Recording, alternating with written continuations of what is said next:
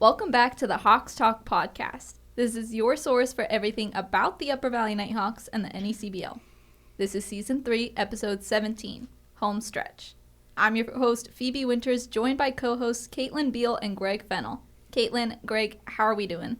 Fairly well caffeinated today, I think. For once, I'm actually probably less caffeinated than you, Greg. I do it out of necessity. That's the problem. I mean, I'm probably addicted at this point, too. We are also joined by pitching coach Jacek Krol and Nighthawks batter Anthony Greco. Jacek, Anthony, welcome to the Hawks Talk podcast. How are you doing today? I'm good. Happy to be here. Yeah, likewise. Thanks for having us. Of course. So, guys, we're nearing the end of the regular season. I'm wondering, can you tell us what your favorite part of the summer has been so far? I would just say getting to know the guys. Guys coming from all over the place, all around the country. Guys from California, Minnesota, New York, here in Vermont. So it's just been cool to, learn the guys' different backgrounds and get to know them and get to know how they know baseball from different parts of the country and different programs. It's been a lot of fun learning. Yeah, I'm gonna go with a different answer. I've never been out this way, so I got crossed a few states off my list. I've been to, I guess, every New England state at this point. Maine, right? Because we played Maine, New Hampshire, Vermont, Rhode Island, Connecticut, Mass. So I think I've been to every state on the East Coast at this point with school and just baseball. Yeah. So it's taken me a lot of places, and that's been pretty cool. The maple creamies. Of course. Those are my favorite. Was this your first time ever in New England?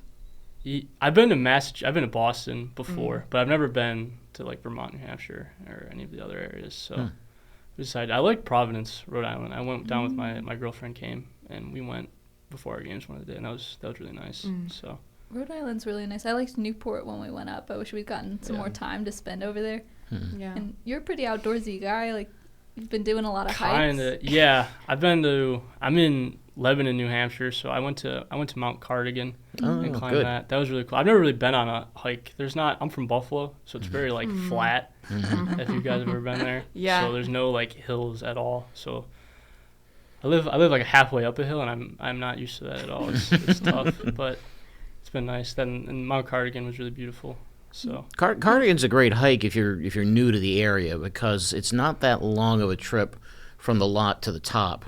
And because of the history of it, having been basically denuded by a fire in the 19th century at some point, it's like getting on top of Mount Washington only 3,000 feet lower.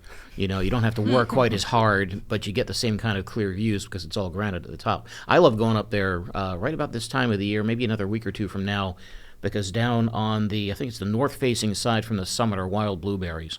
And I like to bring a pint container with me and fill it up as much as possible if I can get away. That's a good idea, you guys.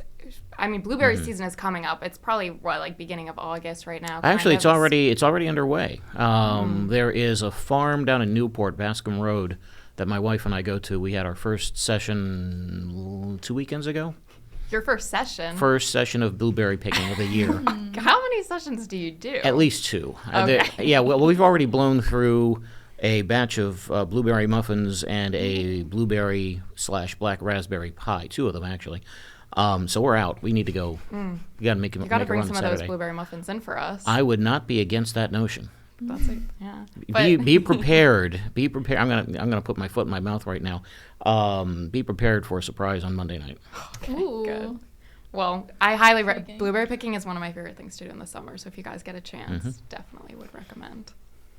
What are your thoughts? You don't have to go all the way on top of You don't have to go all the way to the top of Cardigan to do it. No, right. You don't.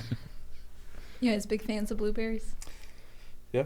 I think I had a blueberry for the first time this year.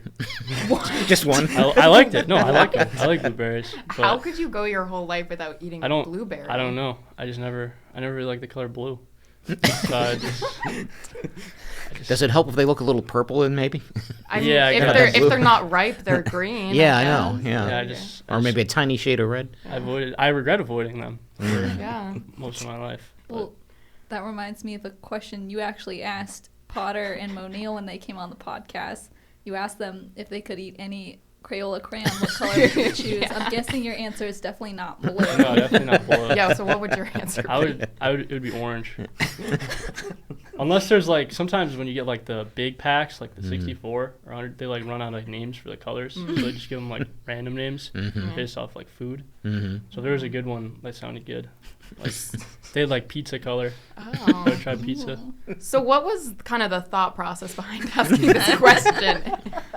Honestly, I was just trying to think of like a really like awkward question to ask. Yeah. Because it was Monil. You hit it out of the park. Yeah, Congratulations. It's a great Yeah, question. Monil came up to me after and was asking why I asked that. So It's funny because if we mission don't accomplished. get enough questions, sometimes on Hunting for Answers, we just ask everyone that question. Like it's kind of the That's a good default one. at Have this you guys point. have asked what's been some answers? Do you guys remember? I think someone said blue, which think that's the common answer. I think is very controversial because I wouldn't want my mouth to turn blue, you know. But yeah, I think people mostly go for like their favorite color. Their so they're, favorite like, color? blue. yeah. I think I threw out burnt sienna because that was one of the weird names from the 64 pack way back in the day. Okay. Yeah. What color is burnt sienna? A shade of brown, I believe. You know. I don't think we need to go any further beyond it than that, though. Yeah, but I mean, you've been coming up in every episode Good. because of your question, Yeah. and now you're finally here. All right. So orange. Put you on the spot. Fine. That's a good choice, by the way. I highly approve. Yeah. Jacek, what color would you pick? Probably purple. I don't know. It just sounds like an That'd be good. exotic one, I guess. Mix it up a little bit. Well, as I mentioned, we're reaching the end of the regular season. I'm wondering, do you guys have any goals that you want to accomplish before the end of the summer? Probably just get one more maple creamy. We only have 2 more home games left, unless we. You don't have to ask permission. Go ahead and do it. Yeah. Yeah. No. Well, it's been a big like controversy. I've had 2 off days at Maxfield Sports, and both days the ice cream truck has not been there. Yeah. So It's a I've conspiracy. been talking with Noah about how that's not acceptable. That can't be a coincidence. No, I know. It has, Like, I it's a told him the pattern. last time. Yeah. that it can't happen again. I would So suggest he getting laughed one in about on it. Saturday, no matter what. Yeah, Yeah. right, Saturday. I've heard that Yeah, Monday yeah. is often an off day, so you're going to want to get it Saturday. Or better than that, make the damn playoffs and then get it the day of the home game. Yeah, no, I know. There you go. exactly. Have you gotten one of the baseball hat dishes? I have the Okay. Nighthawk, Mm-hmm. right? That's, what it's that's with my last goal. Is I have to get one of those. I had- My creamy. You were Yeah. going to start Good a idea. collection. I know. I was gonna start a collection and then I forgot. Yeah. You don't ever go like double headers between the games? Oh no, I have. Just like Okay. never on an off day. Mm. I don't know. It just seems more appealing Yeah. that way. But Can hang out in the dugout and then actually enjoy it. You're not worried about like getting it down before you have to go play. yeah, I know exactly. I won't feel terrible. Yeah, having an ice cream stain down the front of your shirt probably. Exactly. Yeah, I'm a messy eater. Not very becoming. No. Jacek, any goals for you? Speaking of playoffs, it'd probably be making a playoff push here. We have a week and a half left. So something me and Paws have been working a lot towards is making the playoffs this year. So we're hoping we can make a push here and clinch a playoff spot here pretty soon. So definitely my goal. I have to make a confession. I was at Maxfield last night for one of the Vermont Legion tournament games, and in between innings, I was looking at scores, and just about everything that could have worked in Upper Valley's favor last night did. Yep. Do you guys watch those things at all? Definitely. We take a look around the league and see what people are doing, and then we don't want to rely on other teams not doing great to get us in, but it definitely is a little bit of a weight off our back, if things go our way around the league. So definitely we do take a look at that a little bit. I was gonna say we're still in a spot where we kind of control our own Yeah, destiny. exactly. I think Yeah, 100%. we have 5 of our next 8 games are still like in the Yep. division. Mhm. So, and 4 of those are against teams that are 2, 3, or 5. Yep. Because we're 4. And so. one of them you go in with a 9-4 lead Yep. halfway through the game, so Yeah, you've already right. got a head Yep. start on it. So North Shore. yeah. Yeah. What's kind of the strategy, in your guys' opinion, for going into that game already in the lead? Like, does that affect how you start the game? Just kind of, keeping the foot on the gas pedal, I guess. Making sure, because we have to go to North Shore, making sure that we roll in there with a job to do and get it done. So, so we're just, it's not the time to take it easy right now. So just go there, put our heads down, and get the job done, really. So. Let me throw one out at you, and this is more for you, Anthony. Given the way that game ended with the rain out against North Shore, are there any lingering emotions? And I'm not trying to put any ideas in your head at all, but are there any emotions that go through a player when a situation like that comes about, whether in your favor or against your favor? Not really. I mean, we just kind of got to play 3 more innings. Mm-hmm. I guess the only thing I'm upset about, if we were 1 inning away from us winning, because if we would have finished that half, we would have won the game because we would have played enough innings. But I guess now the only thing is we have to play 3 more. Mm-hmm. I will admit, telling my guys that I want them to bunt and steal bases with a 10-run lead as much as possible in that game. I was ticked off.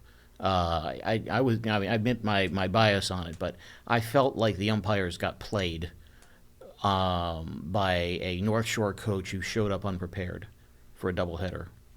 What I'd heard was only 6 pitchers, and you got to be nuts to come up with those few pitchers for a doubleheader. So I was not happy about it. Yeah, the starting pitcher for Game 1 wasn't even there. Yeah, exactly. So I mean, seeing the Nighthawks have to pay some sort of price for his lack of preparation really made me angry. But that's me. All right, well, moving on. Jacek, you're heading into your senior year, Yep. and Anthony, you're going to go into your junior year. Correct. Are you guys excited to get back on campus? Are there any goals for the upcoming season? I'll let you go first. With me, I play at a small Division II school here up in Vermont, and I need shoulder and elbow surgery actually. So I've been transitioning more into a coach role. So coming here this summer, trying to get experience, and starting out as the bench coach, and then kind of getting promoted halfway through to pitching coach, and then even managing the game this past weekend.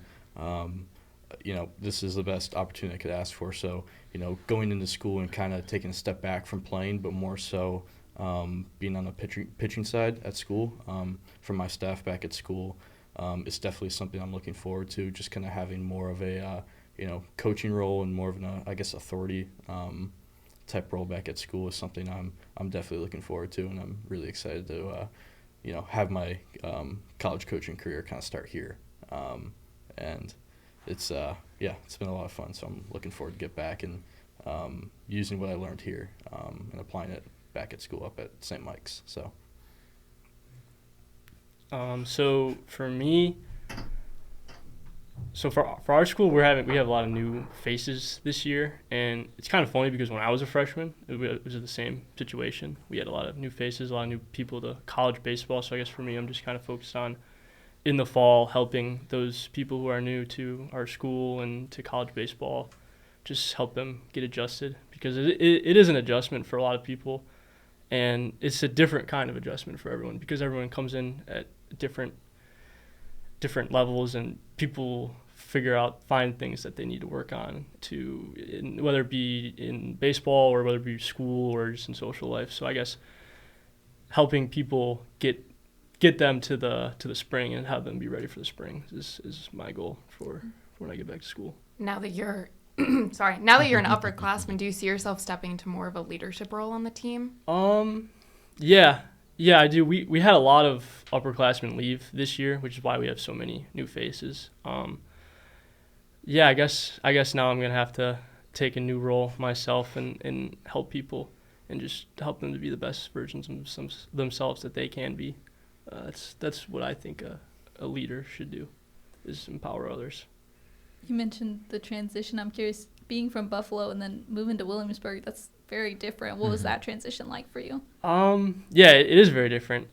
The weather's a lot nicer. I'll start with that. We've only had like half an inch of snow probably. So you're saying you're missing these 3-foot lake effect snowstorms? No, not at all. No, we got like 3 snow days from it, so it was nice. You could see the grass on the ground, and that's they Virginia canceled for school. you. So but it was definitely hard. I'd never been away from my family for an extended period of time like that, so that was probably the biggest adjustment. But honestly, with baseball, you're lucky because you kind of just get thrown into another family. And you kind of have your own support system, and you spend so much time between just school and sports and baseball that you kind of like most of the day just kind of goes by like that, and you have time to call your parents at the end of the day. But other than that, you're kind of just so focused on the field or school that it kind of just slips by. So Williamsburg is a place that I associate a lot more with the National Park Service, with Colonial Williamsburg not being far from Jamestown and all that.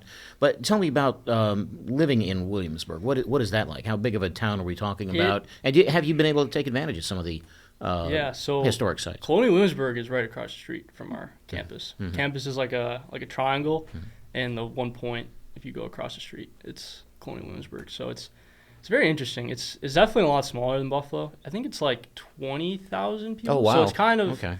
It feels big. Like, it feels bigger than 20,000, but it's very like suburban. But like I said, if you go across the street, it's all like brick roads. It's all like closed off to cars. It's very nice. It's like kind of like small like shops that you can walk down, and there's there's a trail. It's called Gloucester Street. You walk down, and there's some like the old Capitol building, and it's a cool area. But yeah, there are a lot of national parks. Our campus is kind of woodsy. Like, there's trails you can cut through to get to your classes, and I try to take. There's a lot of construction right now, so a lot of them closed off, unfortunately. But I try with my freshman year. I tried to take some of those paths, and it was very nice. But yeah, no, I like Virginia, and I mean, Richmond is an hour away, and Newport News is about 30 minutes away. So there's some bigger cities if you're looking for that nearby. But yeah, it's definitely a lot slower pace too. I'm not used to the 25-mile-per-hour speed limits. Nobody is. Yeah, that's not. Especially up in this part of the country. Yeah. I would imagine, given your location, you don't lack for good out-of-league competition when the college season gets No, our so Virginia, it's basically, we play a lot of our midweeks are a lot of Virginia and a lot of North Carolina. So they're kind of the same the past 2 years. It's been, we always play Richmond, we always play VMI, and we played George Mason this year. And we play UVA. I think next year we play Virginia Tech. And then like North Carolina's Duke. It's who else is in North Carolina that I'm forgetting about? Play Elon. Yeah, Elon. Well, Elon's in our conference. Yeah, Elon. Yeah, okay. A lot of the like UNCW, Elon, Campbell. They're all North Carolina. Those are in our conference. So there's a lot of good midweeks, and we don't have to travel that far, which is the nice thing. Yeah, I would figure with so much good D1 competition between those two states. How about in terms of support? How well does the community support baseball in Williamsburg? Yeah, we get a decent amount. We have a really nice facility. It's the only problem is it's off campus, so it's just tough for students to get to the games. But students do come to the games. We've had a few games where we've had over 1,000 people this year, and I remember last year we had ECU come to us. That's another good North Carolina team. They came to us for a midweek, and we sold out. It was like 1,700. Oh, wow. That was like the attendance record. Nice. So that was really cool for just a random Tuesday night. But we have a really nice facility. It was all donated by a donor, so it's like nice stadium seating. We have a nice indoor. But the community gets along. They did a good job this year of like doing promotionals. Like, they would always do, I think it was like Saturday, they'd have a bingo card night where they'd hand out bingo cards, and based off like, it'd be like fly out to center, home run, whoever would get bingo. My sister got bingo one time. She won a shirt. But this year they did a lot better job of promoting the games. But we get a decent crowd. Cool. Yeah. Jacek, what's the community and culture like up at St. Michael's? It's great. It's a small, tight-knit community. It's kind of tough to get a lot of people to our games since it's so cold. We usually don't play our first home game until like the end of March, first week of April. So, and there could still be snow at that point. Yeah, could be. There is. Yeah. But it's great. The school is I think 50% athletes at St. Michael's. It's really small. So it kind of, the whole community kind of rallies around athletics, and it's nice. We have like softball team, basketball team always come to our games, and vice versa. So, and a lot of faculty actually really push students and other faculty to come to the games. So it's a lot of fun. Just cold and windy sometimes, but yeah, I can't complain. It's great.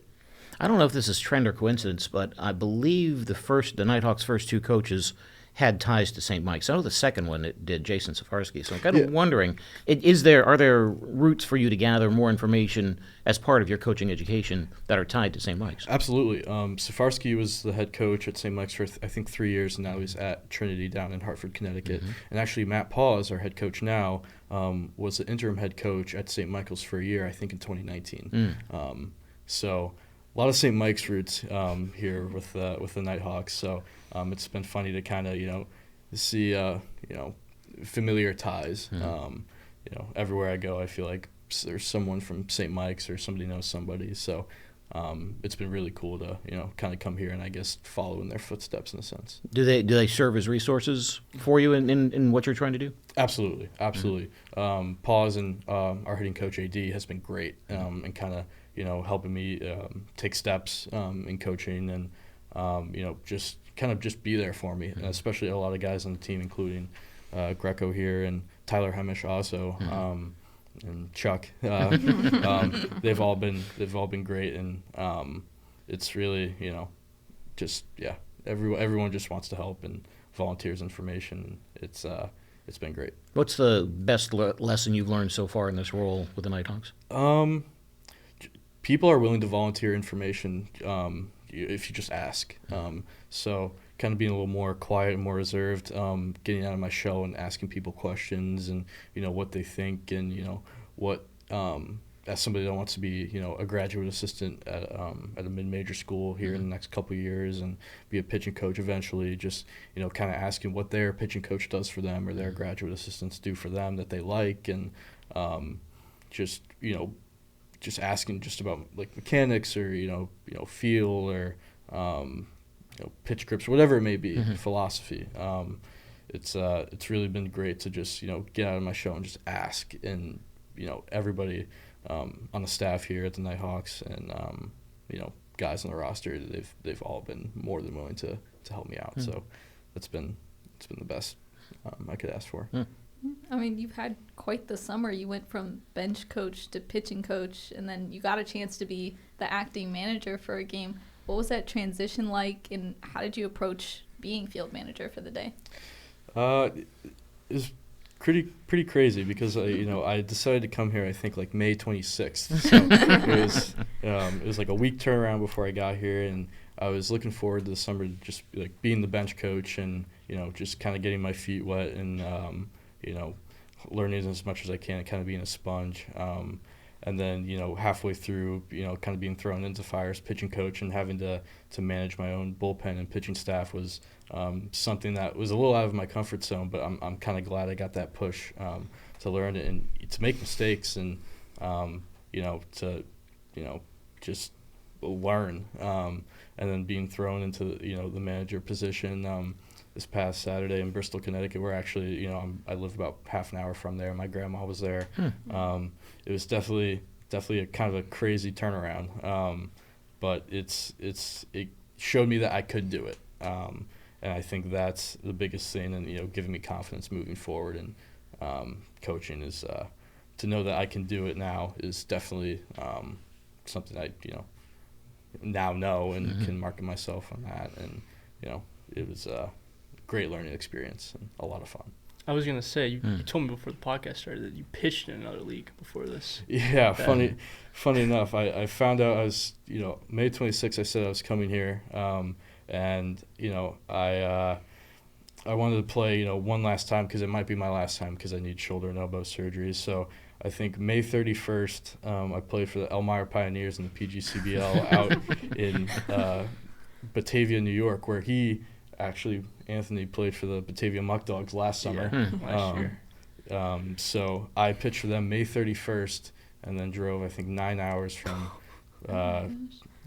outside Batavia to come here the next day and start coaching. So it was a long day of travel, and my truck's gas tank wasn't happy, but it was a lot of fun, just kind of, all the circumstances that led here. So. And then, Anthony, from a player's perspective, how was it having Jacek take over the reins for that game in Bristol? It was really cool. It was interesting. Our bus ride, we had no one there. No one was on the bus. Normally all the coaches' seats were empty. Yeah. There was only I think just you two. Were you on the bus? Yeah, we were. Yeah, it was just you two. It felt weird because I'm like, why? We don't have adult supervision. Like, this Yeah. is so weird. Yeah, it was I mean, weird. meanwhile, we're all like We had- adults I technically. was gonna say, but- was the one GM was there too, right? Yeah. Yeah, Jacob was Jacob. there, the assistant GM. Yeah, but no, it was cool. I was glad. He was happy. I could tell. He's a very reserved person, but Krol's very excited Yeah. to be there, and I'm- we were all excited. I think all the players were excited to have a shot to coach first base. Well, yeah, that's what I was going to ask. What was kind of the process there? Because pretty much every inning you had a different first base coach. So who got the honors and what was that decision process? Well, I'm pretty upset because I gave it to Mateo, and Mateo decided not to come to Bristol. So right. I was pretty upset when I heard that. But I gave Tyler the honors, and then he kind of had some bad luck in the first few innings, so he kind of passed it off to Potter and then Jake. So kind of crossed hands a lot, but I kind of just let it up to them. So they did great. Seemed like they had fun with it too. Yeah. Oh, definitely. I would have been curious to find out if you threw a pitcher in as the first base coach, if he windmilled with his pitching arm or his non-pitching arm, if he had to. But at first base, you don't have to worry about that too much. No, I think you just Tyler just pointed. So I think it was Go that way? yeah. Okay. Yeah. Second base is over there? Exactly. Okay. Yep. Well, Jake did send some. Yeah. He had a bit of an unfortunate call there, but Yeah. So, Jacek, you currently pitch at St. Michael's. You're going to go into a coaching role, but you started off your baseball career as a catcher. Can you kind of walk us through that journey from catcher to pitcher to coach?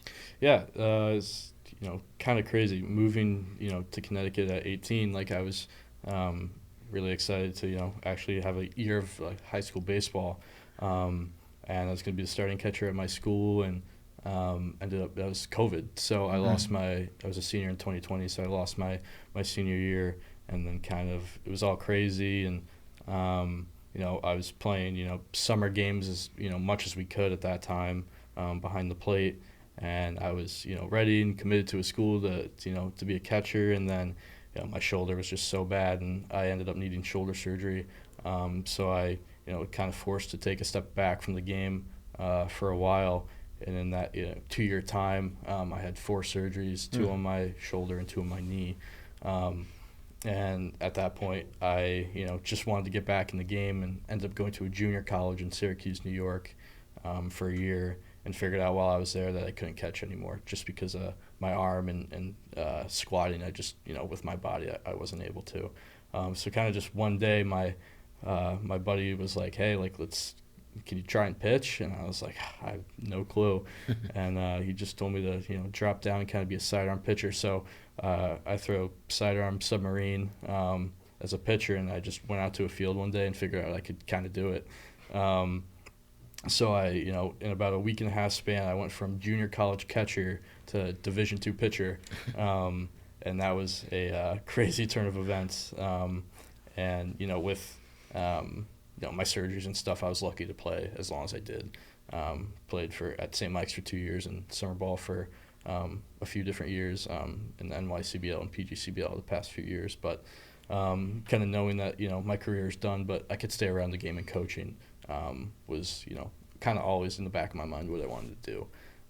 So, having, player experience from somebody that's been hurt and, can kind of help guys through that has definitely served me more so than I thought in my coaching career. And it's definitely, kind of led me to where I'm at. And, it was just, it just felt right to kind of get into coaching right now. And definitely, playing's great, but like I said, you can coach forever. So that's kind of what my journey starts here now. So, yeah.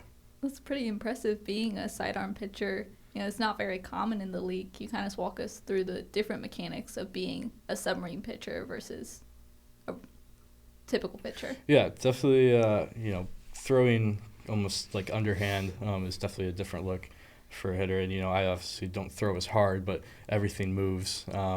So it's definitely kind of, I always kind of joked I was like a kind of like a gimmick guy that came in for an inning and just like, gave batters like a hard time because, no one really wants to face a, sidearm guy that kind of just throws junk. So definitely a lot different than your, typical, like over the top, like, guy that's going to try and blow it by you. So definitely had to learn how to pitch in that sense. So it was, it's very different, but, still kind of got the job done at points. So it was, definitely a lot different. What kind of pitches did you have in your arsenal? I had 4-seam, a 2-seam. I tried to throw a changeup, didn't really work, and then like a slider. So I would just try and beat guys in and throw sliders away when I could, and but it was all everything moved. It was either in, out, down. So that's kind of how I had to live or die by. But and if it didn't move, I was kind of screwed. But just 3 or 4 pitches, nothing too crazy. Now, Anthony, you also had a bit of a transition this past spring at William & Mary. You were typically a first baseman, but for the Nighthawks, you've been typically in that outfield as a starter. Was that adjustment tough, or how would you kind of compare the approach to infield versus outfield? Well, the infield you get, especially first base, you get a lot more action.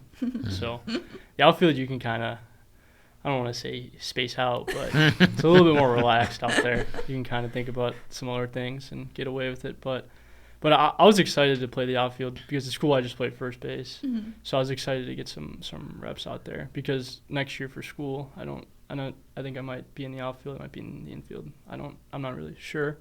But I was definitely excited to play right in left field and get back out there. So did you come up here with directions from the coaching staff to get outfield reps? Yes, but personally, it was just more like a me thing.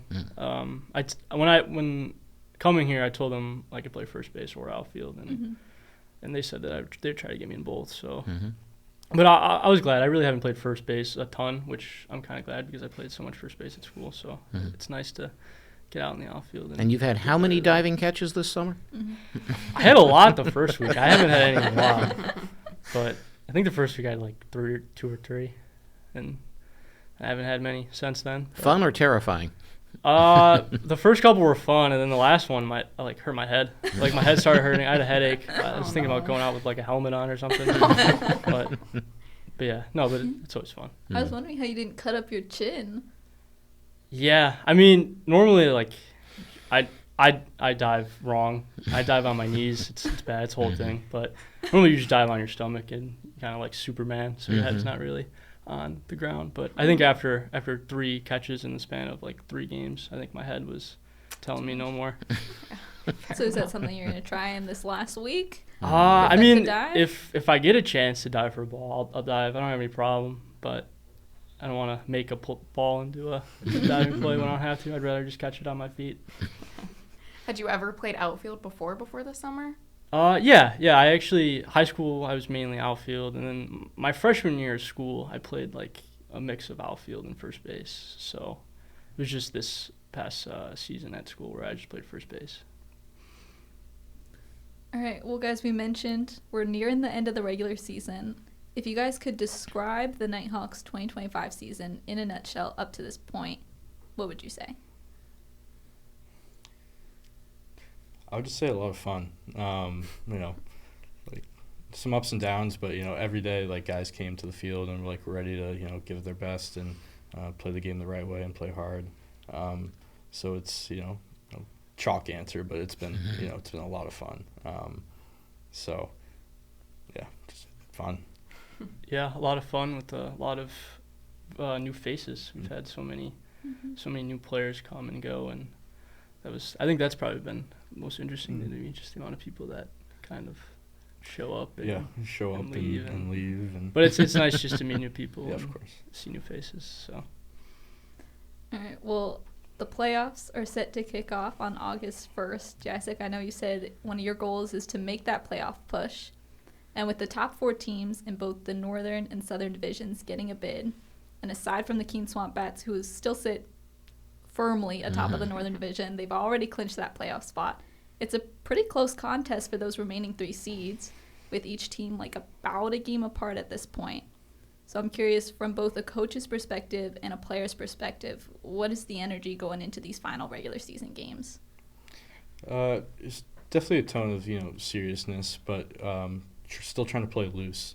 And all these guys are highly talented Division I baseball players, so they just got to go out there and play their game and know that there's a job to do and job to get done, and just work towards that. And I got faith in all my guys, and I know the way that we play and how kind of gritty our staff is, especially the bullpen. I have no doubt that we're going to get there. So. Yeah, I guess, going off what Krol said, just keep the summer ball loose energy going and not get too tight, because I feel like when teams press, or even when individuals press, they definitely are not at their best playing-wise. So just keep the energy loose, go out, have fun, remember it's a game. It's supposed to be played. Now, Jacek, I know you mentioned that you're kind of keeping an eye on the standings, seeing what the other teams are doing. To what extent are you kind of scouting these teams before you play them? It's July, end of July. We've seen these teams a decent amount, so we kind of know what we're getting into in terms of who we're facing and lineups and their pitching. So it's less so pitching to their weaknesses or playing to other teams' weaknesses, but playing to our strength as a team. So. It plays a factor, but we just got to go out there and play our game, and that's all we can do. What would you say the Nighthawks' strengths are? Our staff is we've lost a lot of faces, and we've had a lot of guys kind of pick up spot starts here and there, like Jack Rudinsky, throwing 5 scoreless in Bristol when we needed him to kind of eat up innings for us in a tough game. It's been a strength, and just guys in the bullpen, coming in like higher leverage spots than they were originally thought when coming here this summer, has been huge for us. So I would definitely say kind of our mentality as a pitching staff, and just getting the job done when we have to, when they get their name called, has been huge. Do you guys have any predictions for tonight's game, or what that approach is going to be like? A win. That's the prediction. A win. So yeah, we're at Keene today. Yeah. So a win with 17 330-foot. Yeah. And what, like 5 diving catches maybe on your part? Yeah, right. Hit the fence at least once, but not face first place. No old men wandering on the field during our game. Yeah. I usually stay outside. I'm smart enough to know which side of the stripe I'm supposed to stay. Right, yeah. Can you tell us what that experience was like? That was definitely strange. So I was in right field that game. It was like the second or third inning, and everyone just kind of stopped and was like looking at me. So I was really confused, and then I was like, why is everyone looking at me? And I turned around, and there was just this older fellow who was walking on the warning track of the outfield. So I went over to him, and I told him, like, hey, how are you doing? Like, what are you doing out here? And he goes, oh, hi, how are you? And I goes, oh, I was like, sir, like, you can't be out here. There's a game going on. And he seemed like genuinely confused. Like, he had no idea that there was a game going on. He was just saying, oh, there's a game going on? I didn't know. I thought it was a field. And I was like, yeah, like, you gotta stay off the white line. You gotta stay behind the white line. And he was like, oh, all right. And he just turned around and walked away slowly. So we've had a lot of crazy instances at Keene. We had that instance, someone walking out onto the field, and then a fan picking up a fair ball. Yeah, a little kid picked up a fair ball in our field. I do remember that. I mean, it worked out in our favor, so yeah, I don't think any of us were upset with I them. put the runners back, so I'm not complaining there. But yeah, that's a weird setup to have. It's just all open. They just have they just have paint on the ground. You can't cross. But clearly that's not effective. Yeah. Well, glad you were able to get him turned around. I'm not joking when I say it's never a dull moment in summer ball around here. No. Well, hopefully we don't have any crazy fan interactions at Keene tonight. You did give him an autograph, I hope. No, he just turned around and walked away. Okay. Yeah, he didn't he seemed like a pretty good Keene fan, so Yeah. he wouldn't budge. Wow. We want to play a game with you guys, a new game to the podcast to close out this episode called Team Superlatives. So we're going to give you guys a list of superlatives, and then you'll have to award it to the player you feel fits the superlative the best. So, do you want to start, Phoebe? Sure. Okay. First superlative we have for you guys. Who on the team would you say is the most talkative? Talkative. It's definitely not this guy. Yeah. I was gonna say. I feel like Tim Burrow never stops talking. That's a good point. But I might because he's like giggly too. Is Yeah, giggly a superlative? No. Giggly was not a superlative. He's funny. He's got a good smile. Yeah. He's always Yeah. smiling. I don't know. You get Chuck and Tim Burrow together, Jersey guys. Yeah. I think they get pretty loud. So I'd definitely say both of those guys. Yeah, I think we learned from any takeover Chuck's been a part of. Biggest yapper on the team. Yeah, for sure. I would definitely agree with that. The next superlative will be the best sense of humor. Best sense of humor. Krol always laughs at all my jokes, even if they're not funny. So. Are you saying you have the best sense of humor? Oh well, Krol always Krol. laughs Oh. at all my jokes. So I think He has a good sense of humor because Yeah. he thinks you're funny. I'd agree. Yeah. Okay. There you go. We got it. I don't know. I feel like there's a lot of funny guys on the team. Whenever Baylor talks, I just Oh, start Baylor's yeah. funny. Yeah. So That's a good one. definitely, I would say him, hands down. He has good comedic timing, I will say. Baylor- He does. Baylor's good. Baylor's good with that. All right, our third superlative. Who do you think on the team is the best dressed? Best dressed. Krol always comes to the games with pants on. He was sharp in his pants. It's if I'm not at work and coming with my coveralls or jeans and boots, I'm fully dressed when I get on the bus. But I don't know. Who. Yeah, I don't know. Truthfully, I don't. I see most of the guys outside of the field at the gym, so Yeah, gym clothes. they're wearing gym clothes. Who has the best gym clothes? What's the best gym clothes? Jeez. I saw Mateo. We went with Mateo Wells. All right, there you go. All right. Saw him yesterday at the gym. What was he wearing? What was this Yeah. I think he had gym outfit? just like a black shirt. Wow, very stylish. Yeah, I'm gonna be honest. You asked the probably the wrong people with that question. I think it's not. I will say, Potter's UNF teammates have said that he has really Some good good. stuff. He has Yeah. good shoes and sunglasses. Yeah. Well, so. they see him year Yeah. round. Yeah. They see him off the field and stuff like that. So. That's true. Plus, you probably need sunglasses at UNF. Yeah. You're maybe not so much. All right. The fourth superlative is going to be best hype man. Best hype man. I feel like the new guys are always the best hype man because they're always always fresh. They're always coming with a good attitude. Alberi's been good with that. Yeah. So they haven't gone through the grueling summer as long as we have. So they're still optimistic. When JT was here, I would definitely say him. He would get on some guys, especially Cole, and it'd just kind of be funny to watch him get guys pumped up in the dugout. I'd definitely say him over the course of the summer. I'll admit my lasting memory of JT is seeing him hop off the mound on his last start off his 3-pitch first inning out. I knew he had energy from having him around the house, but he was like a jackrabbit on amphetamines at that moment. And Yeah, that was it was crazy. very, very nice way to see him get sent off. All right, number 5. We've asked the guys in the dugout this before, but I'm curious if the answer has changed over the course of the summer. Who do you guys think is the unofficial team captain?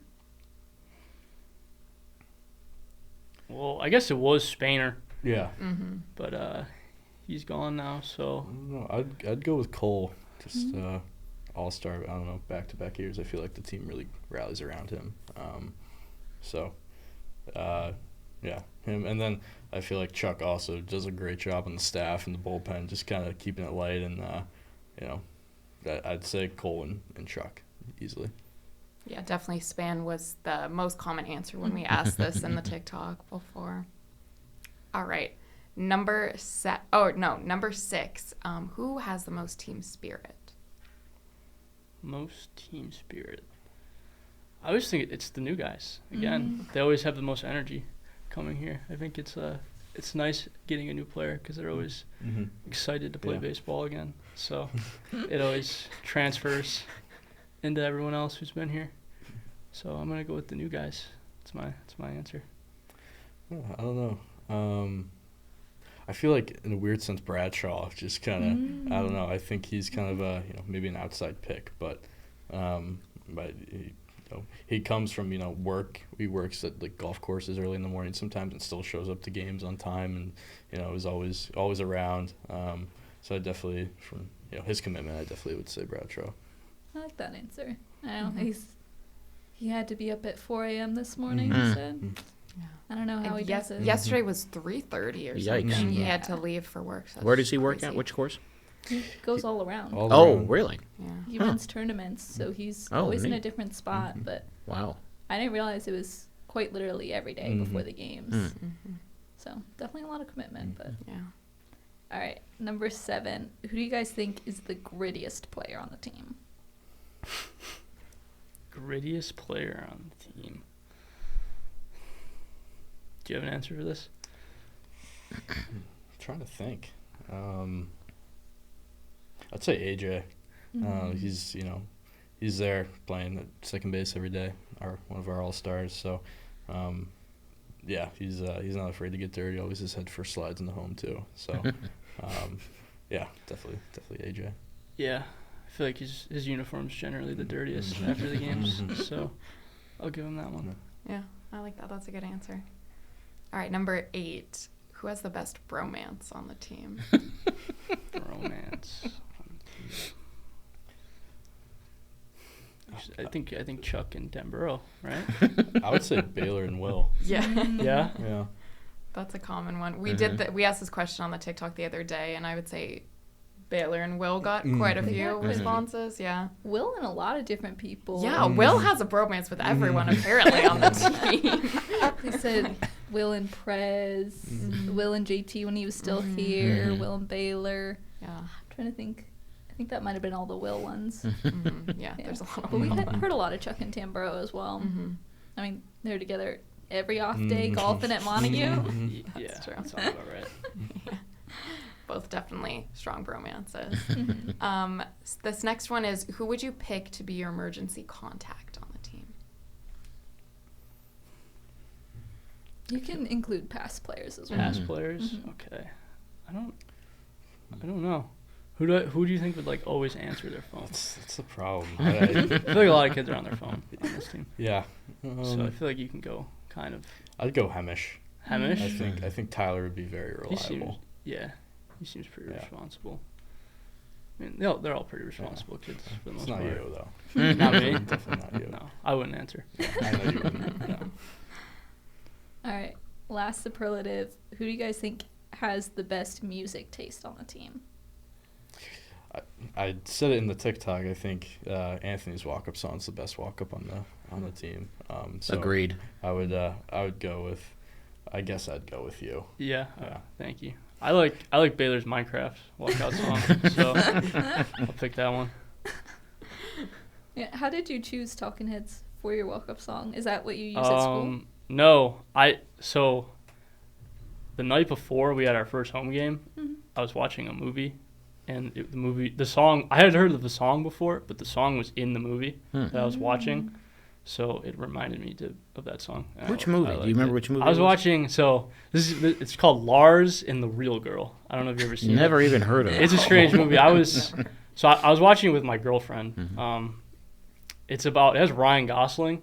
Basically, this guy, he's in love with like a doll. Basically, so that's like the premise of the whole movie. He falls in love with his doll, and it's just about like accepting others, and eventually he moved on from the doll to a real girl. But the whole premise of the movie is just like accepting others and trying to help others along in their journey. But the song was in that movie, so that was how. It's actually a good movie. It has Ryan Gosling in it. So Anything with Ryan Gosling, it should be okay. Yeah. He does a good job, and it is a good movie. It is a little weird, I'll be honest. At first, because one of our classes, my girlfriend and I were in at school. they brought it up, that movie, before. It was a sociology class, so we would always joke about it before. And then my host family told me about it, and they said it was a really good movie. So I was like, all right, I'll watch it with my girlfriend on FaceTime. So we watched it, and it was a good movie. I enjoyed it. It really set the tone for your summer, apparently. Yeah, I guess. Had a huge impact on you. Yeah, a lot of people have said they've liked that. So I'm just impressed that anybody would pull out a song from a band from 40 years ago. I mean, that's in my wheelhouse. I love Talking No, Heads. they're a good band. They have a lot of good songs. I feel like a lot of people know their songs. They just don't know the band. Yeah. Maybe play a lot of their songs. But yeah, we always had, I think the umpire was named Joe. Yeah. Remember him? He was like younger. He was always like our home plate umpire. He every time I would get up to the plate, he'd always tell me how much he loved my welcome song. That's sweet. So, yeah, but yeah. You mentioned Baylor's Minecraft song, and this isn't a superlative we had listed, but now I'm curious, who do you think on the team has the most brain rot? Because I feel like we've heard brain rot. It might be me, honestly. It might be me and Mateo Wells. I always send him more brain rot than he sends me. But yeah, I guess Baylor is up there too. They said in the TikTok they said Shuit had the most brain rot. Shuit, yeah. Shuit's a good answer for that. I would agree. Give it to Shuit. All right. Well, I think with that, that's going to conclude Season 3, Episode 17 of the Hawks Talk podcast, Home Stretch. I want to give a huge thank you to Jacek, Krol, and Anthony Greco for joining us today. Thank you to everyone for tuning into this episode. Caitlin, Greg, and I have a lot of excitement planned for this podcast this season. I want to thank Caitlin, Beal, and Greg Fennell for joining me on the podcast. I'm Phoebe Winters, and this has been the Hawks Talk podcast.